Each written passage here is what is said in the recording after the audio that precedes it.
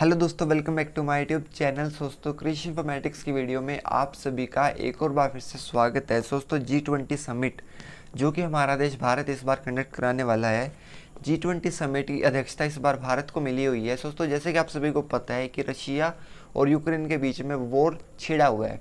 War इस बात को लेके है कि यूक्रेन जाना चाहता है नेटो के अंदर और रशिया है वो कहता है कि आप नेटो में मत जाओ, आप अपनी इंडिपेंडेंट कंट्री बन के रहो, हमें कोई दिक्कत नहीं है, लेकिन अगर आप नेटो में जाओगे तो हम आप पे अटैक करेंगे। तो इस बीच में कन्फ्लिक्ट में वॉर स्टार्ट हुई थी और अब ये वॉर ऐसे मोड पे आ चुकी है कि इसका डायरेक्ट इम्पैक्ट हमारे G20 समिट में पड़ने वाला है, क्योंकि इस बार G20 समिट को होस्ट कर रहा है हमारा देश भारत। दोस्तों दरअसल बात क्या है कि रशिया की तरफ से बयान निकल के आया है कि अगर इंडिया ने डिक्लेरेशन में रशिया के पॉइंट ऑफ व्यूज़ को ऑन द पॉइंट उन पेपर्स पे सहमति नहीं दिखाई। दोस्तों डिक्लेरेशन का मीनिंग होता है जब सारे देश मिलके एक मोड पे आते हैं और एक पूरा का पूरा फॉर्मल पेपर तैयार करते हैं जिसके अंदर सभी के सभी देशों के पॉइंट ऑफ व्यू लिखे होते हैं, सभी की सहमति होती है। तो वो चीज़ रशिया मांग रहा है कि अगर आपने हमारे पॉइंट ऑफ व्यूज़ को डिक्लेरेशन में नहीं इंक्लूड किया तो हम आपके फाइनल पेपर्स पे साइन नहीं करेंगे। सो ये रशिया की तरफ से न्यूज़ निकल के आ रही है। और दोस्तों रशिया की तरफ से एक और बहुत बड़ी न्यूज़ निकल के आ रही है कि जो व्लादिमीर पुतिन है, रशिया के प्रेसिडेंट है, वो G20 समिट को अटेंड नहीं करने वाले। दोस्तों रशिया की इसमें बहुत ज़्यादा प्रॉब्लम देखी जा रही है कि रशिया ना तो मीटिंग में अटेंड हो रहा है और वो ये भी कह रहा है कि अगर आप हमारे पॉइंट ऑफ व्यूज़ को अपने डिक्लेरेशन में नहीं रखोगे G20 के तो हम आपके फाइनल पेपर्स पे साइन नहीं करेंगे। तो एज़ कम्पेयर देखा जाए क्या यूक्रेन भी ऐसी चीज़ चाह रहा है। दोस्तों दरअसल बात क्या है कि जेलेंस्की जो कि इस मीटिंग में आने वाले थे लेकिन उन्होंने भी कैंसिल कर दिया। अब व्लादिमीर पुतिन के लिए है कि आप इंडिया आ सकते हो, क्योंकि यूक्रेन जिसके साथ आपकी दुश्मनी है उसके प्रेसिडेंट G20 समिट में नहीं आ रहे हैं।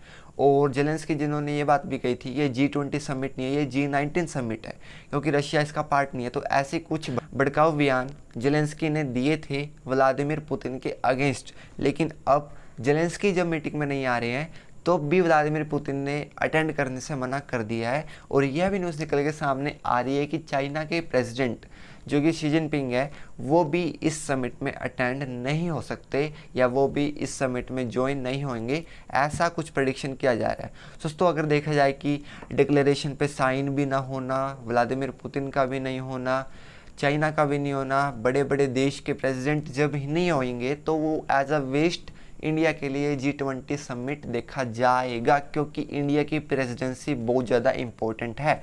इंडिया पूरे वर्ल्ड में इस टाइम टॉप मोस्ट कंट्री पे आता है और जिसकी पूरी की पूरी power as compare to other countries बहुत ज़्यादा है।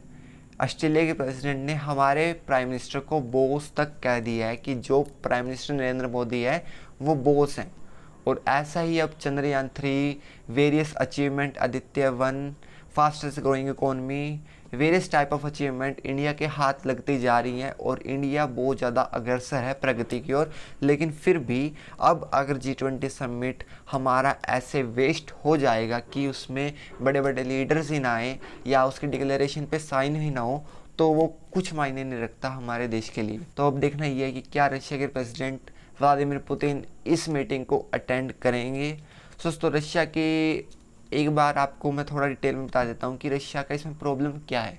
दोस्तों रशिया की प्रॉब्लम ये है कि जब जब बहुत सारे देश इकट्ठे होते हैं, G7 समिट या G20 समिट होता है तो उसमें वेस्टर्न कंट्रीज़ और यूरोपियन कंट्रीज़ मिलजुल के एक पक्ष को इन्फीरियर बना के रख देती हैं। जैसे कि आप सभी को पता है कि जब जब वेस्टर्न कंट्रीज़ UN में कोई भी मुद्दा उठता है रशिया यूक्रेन वॉर का तो सभी के सभी वेस्टर्न कंट्रीज़ यूक्रेन के सपोर्ट में हो जाती हैं और सारे के सारे कंट्रीज़ रशिया पे दबाव बनाती हैं कि आप इस वॉर को ख़त्म करो।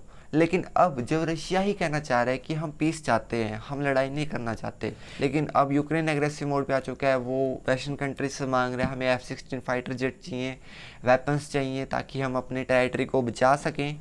तो और यूक्रेन चाहता है कि हम जिन जिन टेरिटरीज़ पे रशिया ने कब्जा किया है उन सभी टेरिटरीज से रशिया को भगाना चाहता है यूक्रेन। वो चाहता है कि हम अलग देश बन के रहेंगे। दोस्तों ऐसा कुछ अब आने वाले टाइम में हमारे G20 समिट में देखने को मिल सकता है, क्योंकि 9 से 10 के बीच में G20 समिट होने वाला है। और इंडिया के लिए एक बहुत ही बड़ी बात है कि G20 की अध्यक्षता इस बार हमारे भारत देश को मिली है। दोस्तों इस बारे में आपका क्या विचार है, आप मुझे कमेंट में जरूर बताना। अगर आपको वीडियो अच्छी लगी हो तो please like share and subscribe. किसी भी टाइप का आपको डाउट हो तो कमेंट में जरूर बताना। मिलते हैं नेक्स्ट वीडियो के अंदर। जय हिंद, जय भारत दोस्तों।